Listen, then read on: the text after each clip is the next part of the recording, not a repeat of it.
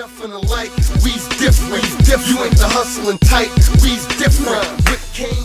Ladies and gentlemen, boys and girls of the YouTube world, CJ Rose's back in the building. Welcome back to the channel.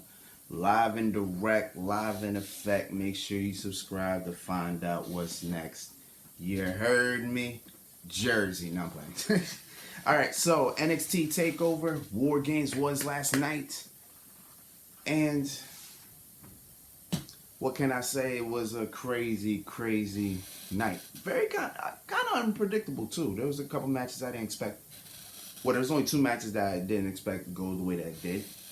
And ironically enough, it involved the power couple being Johnny Gargano and Candice LeRae. So we're going to get into both of those matches soon. Well, actually, we're about to get into one of the matches right now. Alright, so let's get into it. So the first match of the night was the women's WarGames match. Team Shotzi versus Team Candice.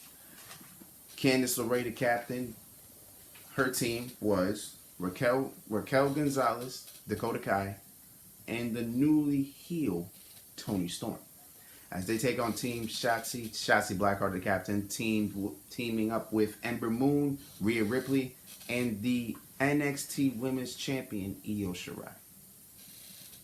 Now, before I start, I was watching this match, and the first thing that came to my mind was, I feel like this match, and I feel like in some way, shape, or form, if she never got injured, she would be in this match. And I'm talking about Mercedes Martinez. I feel like if she never was injured or anything like that, I think she would be in this match. And that was circling my whole mind as I was watching, because I'm like, I feel like a spot was reserved for her. And maybe that's why, because that's probably why Tony had to go heel, because of that. Maybe that was the plan. I don't know, because it kind of makes sense in a sense, but I don't know. You can't really predict the future like that.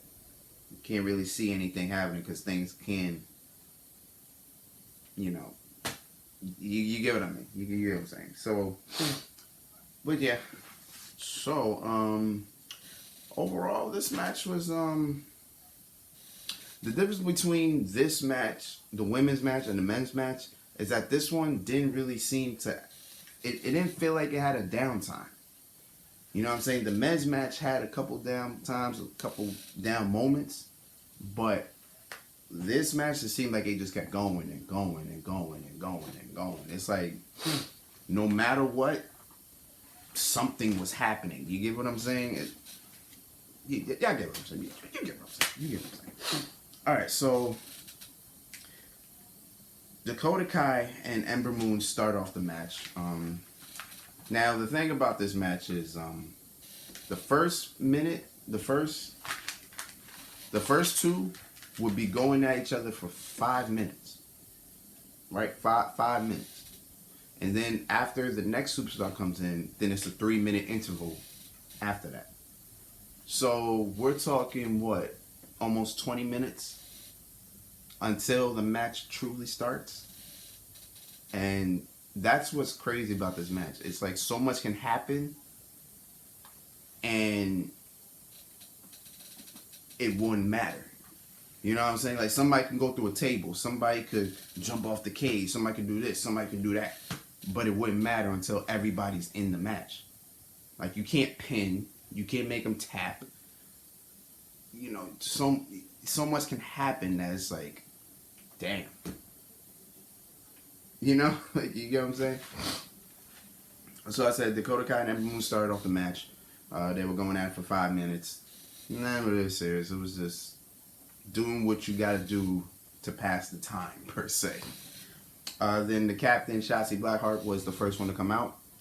First thing she did was get a crowbar, which I don't think I saw really used in the match. Maybe I wasn't paying attention. And what else? Oh, and she got out a toolbox as well, which was used in the match. And I'm going to get to that soon. The next person up was as I like to call the MVP of the match, that being Raquel Gonzalez, who came in. Ember and Shotzi were double teaming them. After that, started throwing them around. Ember Moon got thrown that way. Shotzi got thrown that way. Everybody was just getting thrown, my man. It's just crazy. It's just crazy. Then Rhea Ripley was next. And then you know how that is. Rhea and Raquel still got unfinished business, so they wanted to get at it, but it didn't really happen as much as we would like it to happen, but it's okay. It's okay. So much happened in this match, I think I live with it. You know what I'm saying? Then oh yes, Rhea. Rhea did use the toolbox, but she took out this hammer that you can tell looked plastic. Like you could tell from the looks of it, it wasn't a real hammer. That joint looked plastic as hell. You could tell just by looking at it. And she used it on Dakota. Yeah, she used it on Dakota a couple times. I just want to point that out there. All right, Toni Storm came out next, and she brought kendo sticks. Started wailing, and then after that was 3-on-3. 3-on-3? Yes, it was 3-on-3. It was a 3-on-3 clash. Now, this is where the match takes its turn. So Io Shirai is the final member to come out from Team Shotzi. Now, before she gets in, she's going under the ring. She picks out ladders. I think she picks out one ladder. And then as she's picking out the ladder, Raquel is in the ring trying to stop Io from getting in. So they're fighting for position. Io's trying to get in. Raquel's saying, "Nah, it ain't happening. We ain't doing that out here." And as she's trying to get in the ring, she's still bringing out items. So she brings out another ladder. Then she brings out a couple chairs. And Raquel keeps closing the door to make sure Io doesn't get in. So it's still 3-on-3. So there's not much of an advantage until Candice comes in. So Candice is out. So now, once both of them get into the ring, the match can start. Now, mind you, everybody needs to be in for the match to start. Here comes Miss Hardwell, who is Candice's BFF at the moment. Here she comes, and she knocks out Io. Yeah, she knocks out Io. Then Candice gives Hardwell to put some furniture in the ring, and then now Candice gets in the ring. Hardwell locks the door, and then puts the key in her bra. So now it's now a 4-on-3 advantage. Well, technically a 5-on. It was a 5-on-4, but technically in this match it's a 4-on-3. From there, Team Candice had their way. The only problem with that is, again, since not everybody's in the match can't start. And this was an example of it. So Candice was going for a pin on Shotzi. And the ref's like, "No, you can't do that. The match didn't start yet." Because, again, not everybody's in the ring. And Team Candice playing like, "What? Wait, come on, make the pin. We got him beat." So then, right before your eyes, you see Io up top. She got a trash can in the hand, puts the trash can on her, and then in some jackass influence, just flies off the top rope. Off the top of the cage in a trash can. Johnny Knoxville would approve, I promise you. I promise you he would approve. So from there, now the match starts. And as I said, no breathing room. They just keep going and going. And it's like there was no dry spots. That's what I liked about this. No dry spots, no timeout, no breathers, nothing. Everybody, if everybody's down, there's at least still 2 people on top standing up. This match just kept going and going and going and going and going. It's non-stop. That's what I like about it. So from there, we got crazy spots. I'm talking Dakota Kai with a double stomp to Io. while Io's in the trash can, but not the same trash can. But well, this is the same trash can that Io brought in the ring, but Io already got out the trash can, so she was put back in the trash can. Io was double stomped. She's trying to get Io out the trash can, but the trash can is now basically, you know, flattened in Io that Io can't even get out. So she couldn't even pin her right. So there goes that. You had Ember Moon hit an eclipse on Dakota Kai, while Dakota Kai was literally leaning on the chair. You can't tell me that don't hurt. You can't tell me she ain't feeling it. Tori hits, I think, is it called Ground Zero or Storm Zero? Is one or two on Ember Moon on another trash can, either another one or the same one. I'm not sure. She hits that.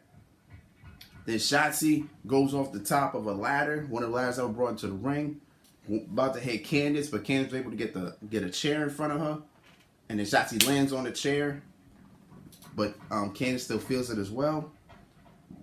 Excuse me. And then that was just that crazy sequence, and now we get to the end. So Rhea Ripley powers, I think she slams Candice down. Boom.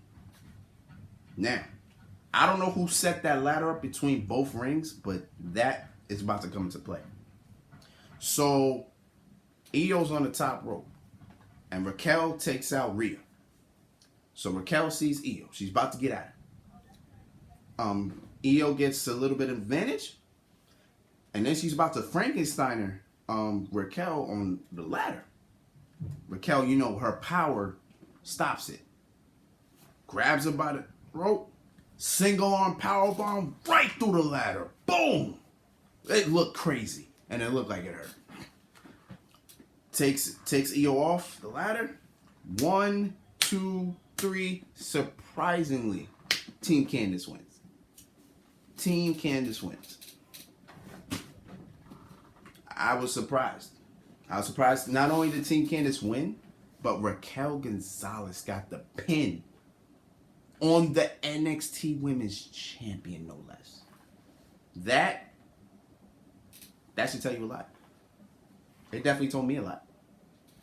Because now, Raquel not only did she have a hell of a performance in this match, but she now stakes claim to pinning the NXT Women's Champion. So maybe down the line, there's an NXT title match in her future.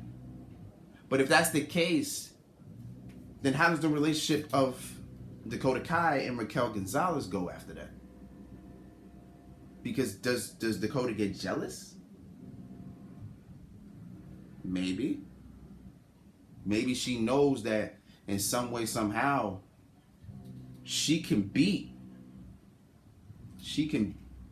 Raquel can beat Io.